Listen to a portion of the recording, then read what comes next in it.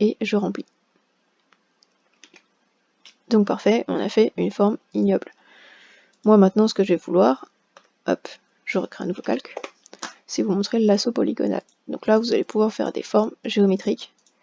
Vous cliquez tout simplement et quand vous voulez finir le tracé, vous faites CTRL, clic. Voilà. Et donc là vous pouvez venir remplir votre forme ou autre. Donc ça c'était les lassos. Maintenant, vous avez des outils de sélection un peu particuliers, par exemple l'outil sélection rapide, ça va fonctionner vraiment sur une image, mais je vais vous montrer par exemple si on fait ça. Voilà. La sélection rapide, vous allez la passer lentement sur ce que vous faites, et hop, ça va sélectionner automatiquement les formes.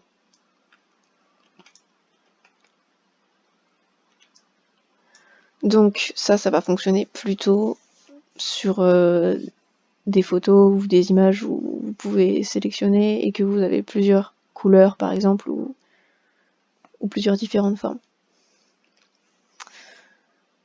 Donc je supprime le calque. Vous avez vu tout à l'heure l'outil recadrage, mais je vais en reparler tout de suite. Donc il est ici, le raccourci c'est C. Si vous voulez recadrer une image, vous pouvez faire comme ça. Mais si vous voulez conserver les proportions, vous annulez. J'ai dit on annule, donc on fait échappe. Hop. On a toute l'image qui est sélectionnée, on appuie sur Shift. Donc quels que soient les outils, pour conserver les proportions, on appuiera toujours sur Shift. C'est pareil pour tout à l'heure l'outil dont j'ai parlé, le carré. J'appuie sur Shift. Et je peux faire un carré, donc qui conserve les mêmes proportions. Si j'ai fait un rectangle par exemple, et que hop, je fais copier-coller mon rectangle, je fais un CTRL-T pour faire une transformation de ce rectangle, que je pourrais bouger dans tous les sens, comme ça, vous voyez. Et bien, si je veux réduire ce rectangle par exemple, je vais appuyer sur Shift pour conserver les proportions. Donc je supprime tout ce que j'ai fait. Dans le raccourci pour sélectionner plein de calques à la fois, vous cliquez sur un calque, et c'est comme dans Windows ou plein d'autres logiciels, Shift pour sélectionner tout le groupe, et hop, supr. Donc maintenant je vais vous parler de l'outil gomme qui peut parfois être utile. Surtout pour quand on débute, parce qu'après on utilisera plutôt des outils qui sont moins destructeurs. Parce qu'en fait si vous utilisez la gomme, à moins de faire CTRL Z, vous ne pouvez pas revenir en arrière de façon éternelle. Il y a d'autres possibilités qui sont les masques de fusion, j'en parlerai plus tard. Donc l'outil gomme, le raccourci c'est E. Hop. Donc très exactement comme le pinceau, vous pouvez venir sélectionner la dureté, venir sélectionner l'épaisseur et l'opacité. Là je suis qu'à 24% d'opacité, là je suis à 100. Donc voilà, après vous avez le dégradé à côté du pot de peinture. Donc vous faites clic droit pour le sélectionner, ou vous pouvez faire Alt pour changer d'outil. Quand vous cliquez, avant de cliquer, vous faites Alt pour changer l'outil. Voilà. Donc vous faites un dégradé, comme ça, et hop, c'était pas les couleurs que vous vouliez. Donc déjà on va supprimer lequel d'en dessous. Vous cliquez sur le dégradé en haut à gauche. Et là, vous allez voir plein de dégradés qui ont déjà été définis par défaut dans Photoshop, où vous allez pouvoir en créer un. Donc je ne vais pas forcément expliquer tout ça maintenant, mais vous pouvez cliquer en fait sur les petits crayons qui sont les étapes du dégradé, et venir sélectionner une couleur en dessous. Donc là, je pense pas que vous voyez ce que je fais, toujours à cause de mon bug, mais je sélectionne les petites couleurs, je clique dessus, je viens changer la couleur, la position je la laisse où elle est, je fais OK, et hop, j'ai changé ma couleur. Donc voilà, ça nous fait un magnifique dégradé. Maintenant, alors ces outils-là, je ne les aime pas trop. C'est l'outil goutte d'eau, l'outil netteté et l'outil doigt. C'est des outils quand même pas très propres. On va dire que si on est un puriste, on sait à quel point ça crée des nouveaux pixels et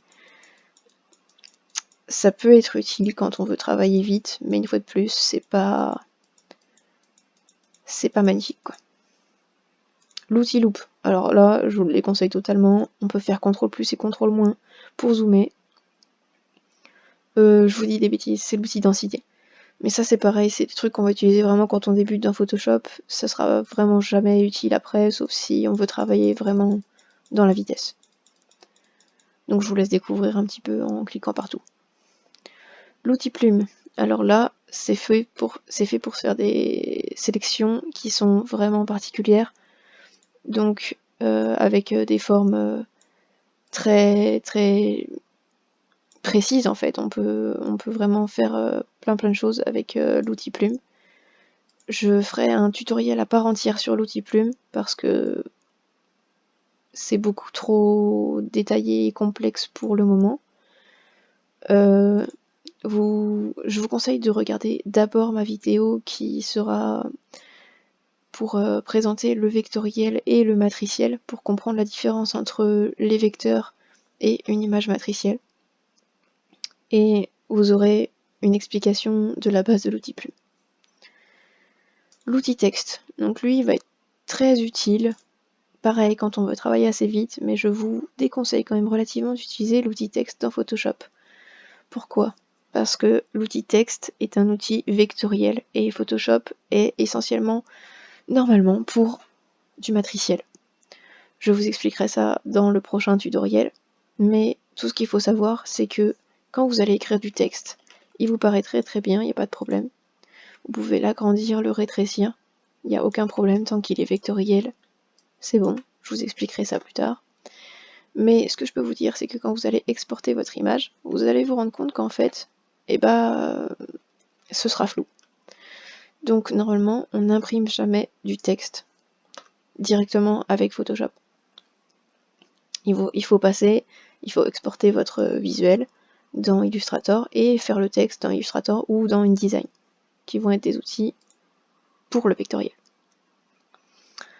Donc la sélection, donc la flèche, j'en parlerai pas plus, je vous laisse essayer. Et également pour les rectangles, les ellipses, etc., je vous laisse essayer, vous allez voir. C'est très facile à utiliser. Alors oui, comment se déplacer? C'est une question très intéressante. Donc, pour se déplacer, je fais des bêtises, on va faire CTRL plus ou CTRL moins. Et pour se déplacer de gauche à droite, on va appuyer sur espace et cliquer pour glisser. On peut relâcher espace. C'est espace qui fait apparaître la petite main sur mon écran. Et donc ça c'est assez rapide à maîtriser. Donc quand vous faites CTRL-, vous pouvez le faire autant sur le pavé numérique que sur le 6. Si vous avez un clavier Mac par exemple, vous pouvez faire pomme 6. Et j'ai fait des bêtises.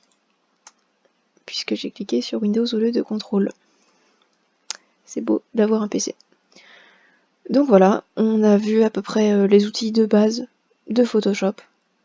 Je vous conseille de toucher un petit peu à tout dans les débuts, cliquez un peu partout, n'hésitez pas.